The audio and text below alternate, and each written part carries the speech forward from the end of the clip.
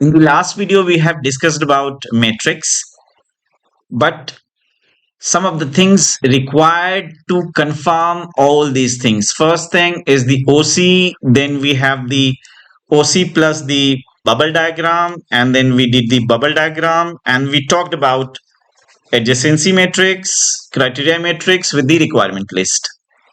But despite all these brainstorming, we will not be successful till the time we don't have these points in mind. वो points क्या है? Iterate and refine. आपको constantly इन data के बावजूद भी iterate करना है और refine करना है, तभी जाकर के आप layout को achieve कर सकते हैं. So space planning is an iterative process, repetitive process. It's about adjusting and refining the layout based on further analysis and design development. So analyse करते रहना है based on the furniture requirement. Her space की अपनी furniture होती है अंदर में. उस फर्नीचर को जो भी आप स्पेस बना रहे हैं उसमें फर्नीचर भी प्लेस किया जाएगा. उस फर्नीचर में और सर्कुलेशन में प्रॉब्लम आई तो अगर आपने इसको 100 स्क्वायर फीट दिया है तो इसको प्लस करना पड़ेगा. This is what this one first point is saying. Second point, in some space planning, iteration refers to the repeated process of refining a design based on the feedback, testing and analysis. कहने का क्या मतलब है कि feedback, testing and analysis चलता रहेगा. ये इसके बेसिस पे आपको आइट्रेट करना होगा. आपको अगर सर आइट्रेट का मीनिंग क्या होता है? आइट्रेट का मीनिंग है रिपीट करना, चीजों को बार बार करना, रिप्ले करना, रेप्लिकेट करना. सो रिफाइनिंग करते रहना है based on what? Feedback, testing and analysis. ये एनालिसिस ग्रुप में हो सकता है, इंडिविजुअल हो सकता है. टेस्टिंग का मतलब है कि आपने उस चीज का, उस पूरे स्पेस का स्पेस मॉडल बनाया. उस स्पेस मॉडल में कंप्लीट मिनिएचर मॉडल्स आते हैं, बनवाए जा सकते हैं. मार्केट के अंदर में 5 लाख रुपीस का, इवन मोर देन दैट, पूरी की पूरी एक प्रोटोटाइप बनाई जाती है. इतने महंगे प्रोटोटाइप बनते हैं. And then it is feedback also. Feedback from whom? Feedback from the internal team, feedback from the external team, external people, those who are involved in the project. Already I have told you the meaning of the iteration. Next point would be in architecture or metrics in any design field. Particularly in architecture, a matrix generally refers to a structured way of organizing and representing information about a project. So this is all about what? Organizing and representing the information. So ये जो चीज देख रहे हैं आप, जिसके अंदर में 3 चीजें होती हैं, requirement list, adjacency matrix and criteria matrix. चाहे ये और ये और ये या ये, मेथड कोई भी हो, इससे भी अच्छा अगर मेथड है किसी के पास, वो अप्लाई कर सकता है. ये सब कुछ के बाद, ये सारे डेटा के बाद हमें क्या मिलता है? हमें चीजें ऑर्गेनाइज्ड वे में पेपर पे प्रिंट करके, लिख करके मिल गई. अब मिलने के बाद इस चीज को हम क्या करेंगे? अपने लेआउट में अप्लाई करेंगे. बिना मैट्रिक्स के आर्किटेक्चरल फॉर्म, फॉर्मेशंस, लेआउटिंग, किसी स्पेस का इंटीरियर लेआउट, गार्डन का लेआउट, कुछ भी करना बहुत मुश्किल है. ये जो वर्ड मैट्रिक्स है, ये पर्टिकुलरली इस फील्ड का कोर पार्ट है. जैसे हर फील्ड के अंदर, फिजिक्स, केमिस्ट्री के अंदर उनके भी लॉज एंड रूल्स होते हैं. सेम वे में मैट्रिक्स एक तरीका है जनरेट करने का डेटा को. उस डेटा को जनरेट करने के बाद उसको कंप्लीटली ऑर्गेनाइज फॉर्मेट में डालने का, उसके बाद लेआउट को प्रोसीड करना है. सो लेआउट प्रोसीड करने से पहले ये सारे मैट्रिक्स, ये जो पर्टिकुलरली ये 2 matrix, adjacency and criteria, is a must thing.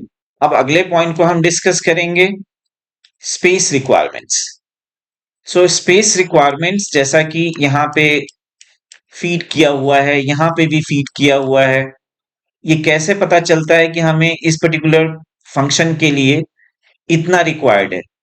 सो इसके लिए दो चीजें हैं। एक तो किसी ने रिकमेंड किया, तो अगर किसने रिकमेंड किया, so based on the convention, some of the organizations who are involved into the research work of the field, they issue such kind of recommendation India के टर्म्स में। सो यहाँ पे हमारा है, क्या नाम है उसका, जो रिकमेंड करती है चीजों को, जो कोड बनाती है। Yes code industrial. हाँ, इन पूरा नाम क्या है, BIS, bureau of Indian standards.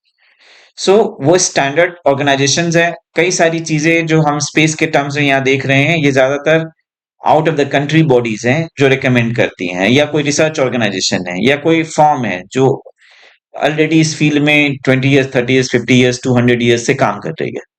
So recommend करते हैं। So based on their recommendation, अगर आप ओपन प्लान वर्क स्टेशन बना रहे हैं, कंप्लीटली ओपन टाइप ऑफिस, तो इसमें 60 to 100 स्क्वायर फीट एरिया पर पर्सन आपको कंसीडर करना है।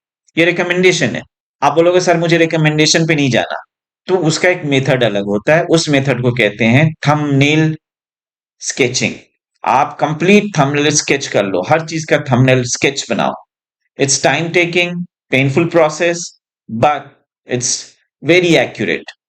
एक्यूरेसी इज मोर देन 90%, जो कि इसमें नहीं मिलता है हमें, क्योंकि ये सब डेटा ना बहुत वेग है। किसी का स्पेस स्पेस वर्सेस रिक्वायरमेंट हमेशा मीट नहीं करती। Client doesn't mean only the big organization. Client also means somebody who is opening a shop. He is also your client. तो एक्सपेक्टेशंस बहुत हाई, स्पेस कम, थोड़े पैसे में ज्यादा, वो होता है ना हमारा अप्रोच, डिस्काउंट दे दो, थोड़े पैसे में ज्यादा दे दो। तो वैसे स्पेस में भी है। सो रिकमेंडेशंस के अलावा भी आप कहोगे सर 60 स्क्वायर फीट भी ज्यादा मुझे लग रहा है, ठीक है, you don't agree to this, you sketch your thumbnail sketch, और अपने क्लाइंट को बोलो देखो ये आप मिनिमम इतने में कर सकते हो। जैसे रोड साइड में वेंडर्स होते हैं, फुल फ्लेज रेस्टोरेंट जैसा टेस्ट देते हैं, बहुत कम स्पेस में वो चीजें कर लेते हैं, बहुत कम प्राइस में देते हैं। तो वहां पे आपके माइंड में आएगा अरे रेस्टोरेंट वाले क्या कर रहे हैं, ये तो कुछ भी नहीं कर पाते हैं। हाँ, कई लोग तो बिल्कुल नहीं जाते रेस्टोरेंट, क्यों, क्योंकि स्ट्रीट में उससे भी बेटर क्वालिटी बहुत कम प्राइस में मिल जा रहा है, बहुत कम स्पेस में वो बना पा रहे हैं। फिर कोई कहेगा अरे this is not the standard, ये ठेले वाले का कोई स्टैंडर्ड है, पता नहीं कैसे कैसे करके बना रहे हैं। सो कुछ लोगों को होता है भाई एंड रिजल्ट चाहिए, आपने कैसे किया, your choice, your problem. So 60 square feet भी अगर ज्यादा लगता है 50 ले लो, और ज्यादा लगता है 45 स्क्वायर फीट ले लो। मैं बताऊं एक इंसान को कितना रिक्वायर्ड है, मैं आपको पूरा एक साइंटिफिक डेटा दूंगा कभी वीडियो में। एक इंसान जब स्टैंडिंग पोजीशन में होता है कितने स्क्वायर फीट एरिया लेता है, 5 square feet area almost. Sitting position में तो 10 स्क्वायर फीट एरिया लेता है। अगर बिल्कुल हम कहते हैं ना कि शाफिंग मोड पे आ जाएं, बहुत ही ज्यादा माइन्यूटली की चीजों को ऑब्जर्व करें, स्टडी करें, एंड देन स्पेस को प्लान करें, तो बहुत एक्यूरेसी आ सकती है। आप स्टडी करने लगे कि एक इंसान स्टैंडिंग है हमारे ठेले के आसपास में, तो इतना स्पेस लेगा, मैं कितना स्पेस लूंगा, मेरा ठेला कितना स्पेस लेगा, तो इतने एरिया में हो गया हमारा काम। But that's not the standard. Standard is done by the standard restaurant. उनके पास में एक स्पेसिफिक आर्किटेक्चरली रिकमेंडेड स्पेसेस होते हैं, ऑर्गेनाइजेशन है जो बताती हैं कितने स्पेसेस लेना है। आपने नहीं ले रहे हो, your problem, your choice. Delhi में आपको पता है कितने स्पेस में घर बना लेते हैं लोग, कितने स्क्वायर फीट एरिया में या कितने स्क्वायर यार्ड में। कॉलोनीज में 50 स्क्वायर यार्ड से शुरू होता है, 50 square yard, 75, 80, 100, 150, 200, 400, whatever. Jhuggi cluster का क्या है, कितना स्क्वायर यार्ड होता है jhuggi cluster, 12.5 square yard. somebody may be having two plots को मिला करके 25 स्क्वायर यार्ड। तो वो एक स्टैंडर्ड नहीं है, रह रहे हैं। स्टेयर केस बनाना अंदर से है तो बाहर से बना लेते हैं। So that's not the standard. So cubicle के लिए अगर आप क्यूबिकल्स बना रहे हैं, so 100 to 150 square feet per person आप दे दो, आपका ऑफिस रेडी हो जाएगा। Suppose somebody wants to make open plan workstations for a call center, 20 लोगों के लिए, कितने लोगों के लिए, 20 पीपल। तो आपने पर पर्सन दिया है उसको 50 स्क्वायर फीट, तो कितना हुआ, 50। 50 स्क्वायर फीट पर पर्सन आपने दे दिया।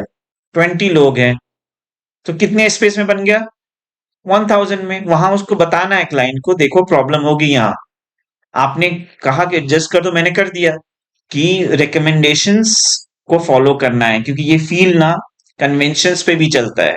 जो कन्वेंशन है उसको फॉलो करना है, और नहीं तो साइंटिफिक स्टडी करो, एक एक चीज को माइन्यूटली स्टडी करो एंड डिसाइड कर लो एक्स एक्सिस पे इतना, वाई एक्सिस पे इतना, लो जी इतना हुआ।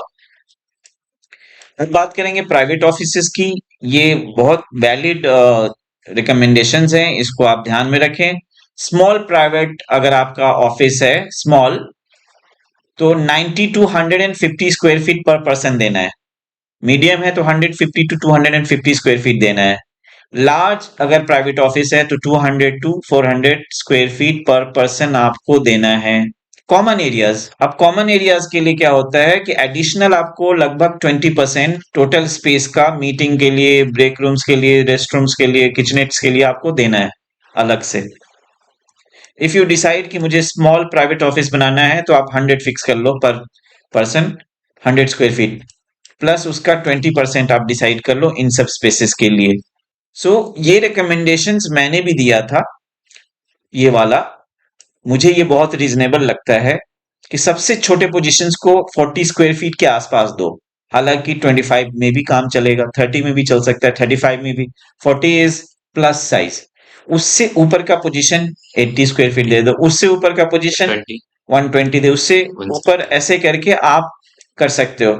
कोई कहे कि सर ये तो बहुत बड़ी कंपनी है, सपोज एज रिलायंस, उसका बॉस बैठ रहा है तो 180 स्क्वायर फीट में नहीं बैठेगा। बहुत सारे क्राइटेरिया, बहुत सारे इनपुट्स को लेते हुए हमें डिसाइड करना होता है। ये एक इकोनॉमिक मोड को मैंने लिया है। इकोनॉमी मोड में इस तरीके से चलने से मुझे बहुत ही कंफर्टेबल लगता है, स्पेस प्लानिंग हो जाती है।